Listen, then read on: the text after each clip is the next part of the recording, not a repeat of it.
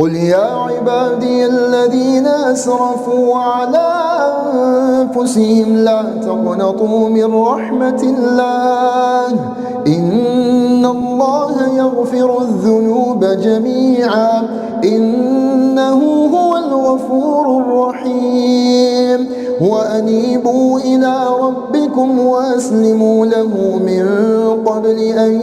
يأتيكم العذاب ثم لا تنصرون واتبعوا أحسن ما أنزل إليكم من ربكم من قبل أن يأتيكم العذاب بغتة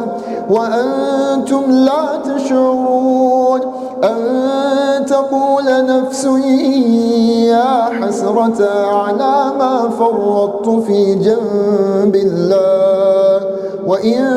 كنت لمن الساخرين أو تقول لو أن الله هداني لكنت من المتقين أو تقول حين ترى العذاب لو أن لي كرة فأكون من المحسنين بلى قد جاءتك آياتي فكذبت بها واستكبرت وكنت من الكافرين ويوم القيامة ترى الذين كذبوا على الله وجوههم مسودة أليس في جهنم مثوى للمتكبرين وينجي الله الذين اتقوا بمفازتهم لا يمسهم السوء ولا هم يحزنون الله خالق كل شيء وهو على كل شيء وكيل له مقاليد السماوات والأرض والذين كفروا بآيات الله أولئك هم الخاسرون قل أفغير الله تأمروني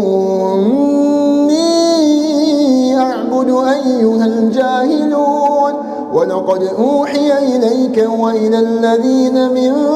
قبلك لئن أشركت ليحبطن عملك ولتكونن من الخاسرين بل الله فاعبد وكن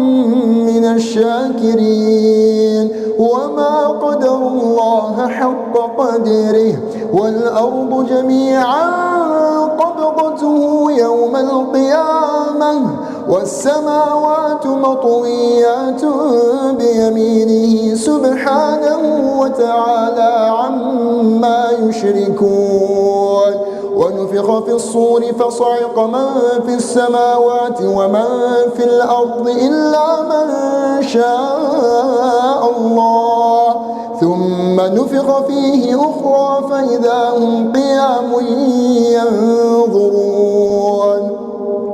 وأشرقت الأرض بنور ربها ووضع الكتاب وجيء بالنبيين والشهداء وقضي بينهم بالحق وهم لا يظلمون ووفيت كل نفس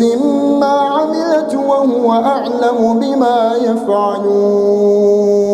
وسيق الذين كفروا إلى جهنم زمرا حتى إذا جاءوها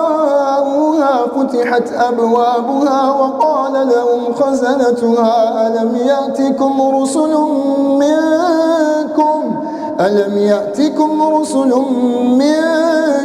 يتلون عليكم آيات ربكم وينذرونكم لقاء يومكم هذا قالوا بلى ولكن حقت كلمة العذاب على الكافرين قيل ادخلوا أبواب جهنم خالدين فيها فبئس مثوى المتكبرين وسيق الذين اتقوا ربهم إلى الجنة زمرا حتى إذا جاءوها